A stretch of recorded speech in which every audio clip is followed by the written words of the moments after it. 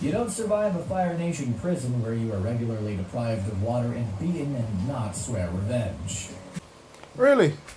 Because I got some thoughts.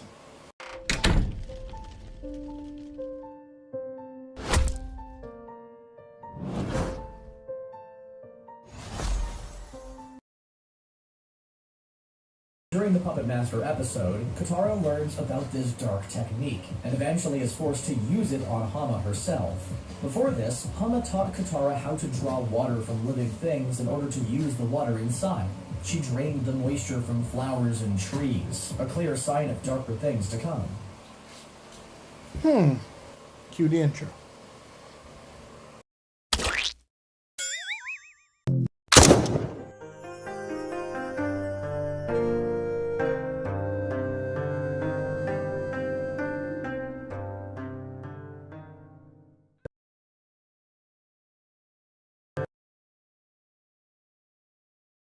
Welcome back.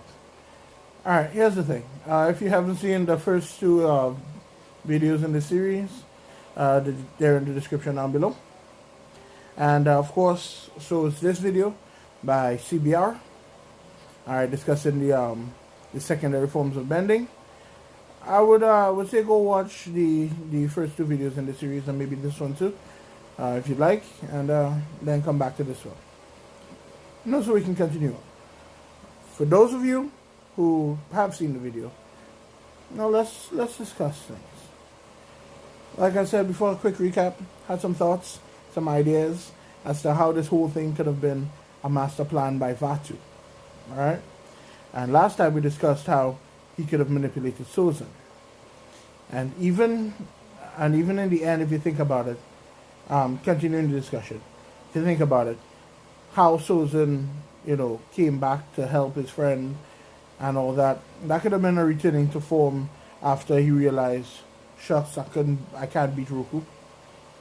So maybe this plan isn't gonna work.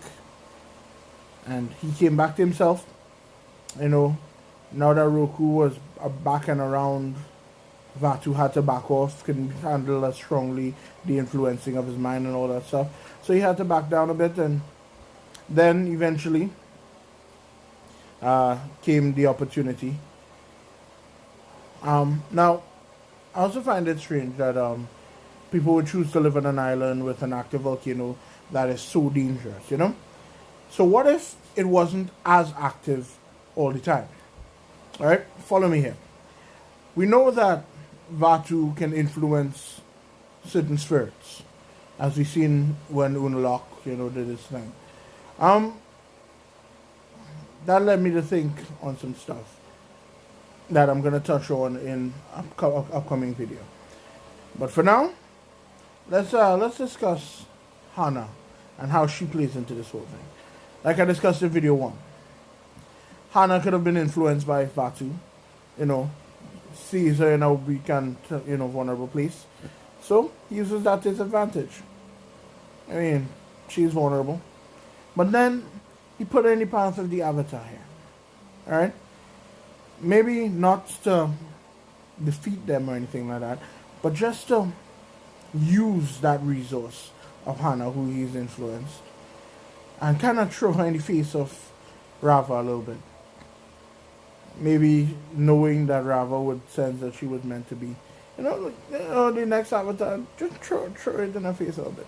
There's some bragging rights, and also to mess with the Team Avatar dynamic. I mean, that could have been, your boy saying, "Ha, check what I've been doing," and you won't even know. And later on, when I come and I tell you that that's what I've been doing, I'll have one up on you. All right, just say it. Anyhow, moving on to how she taught Katara. By the end of the episode, Hama and Katara are the only two bloodbenders in the show. In order to bloodbend, a powerful waterbender needs the strength of the full moon in order to manipulate the water and blood inside a living creature. Even with this power, the way the manipulated body jerks and moves around is nothing short of unsettling.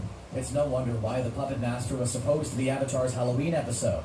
Still, Katara worked with the United Republic of Nations to outlaw the practice worldwide before Korra's time.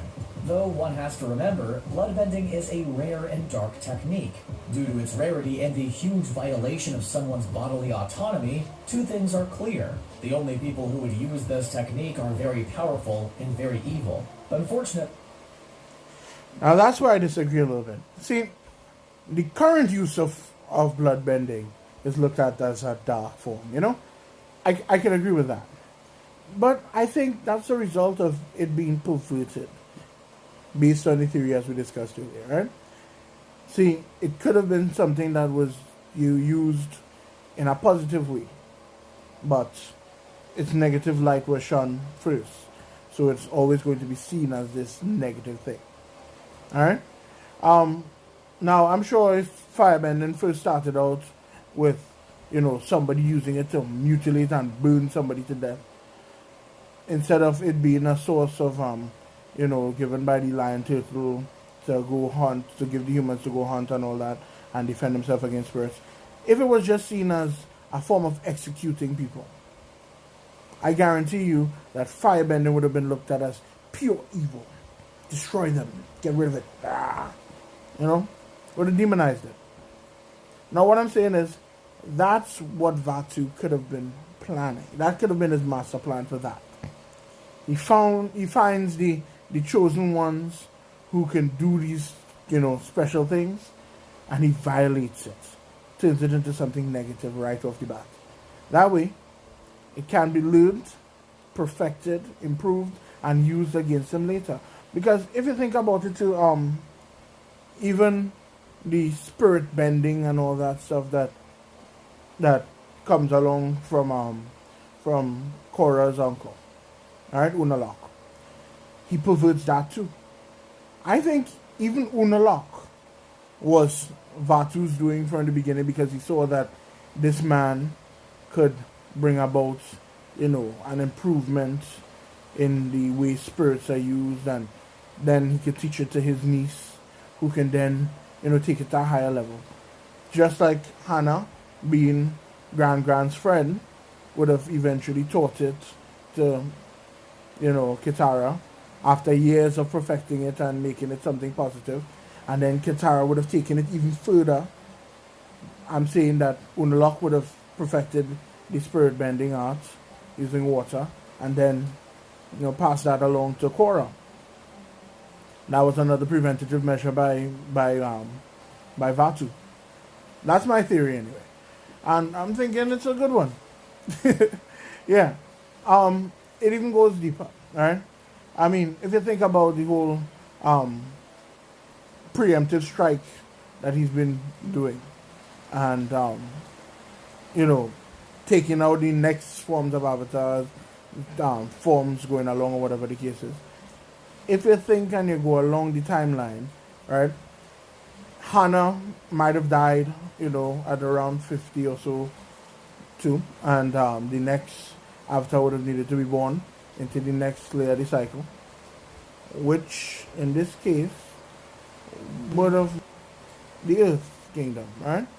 And if Hannah, died and she had to be reborn as, the new avatar in the Earth Kingdom, think who would have been the next avatar.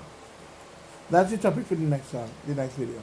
So feel free to like this video, please, and it'll tell YouTube that you want to hear more from me, and also subscribe and hit that notification bell, so YouTube will actually show you the video when I release it. All right, so thanks for watching, and join me in the next video.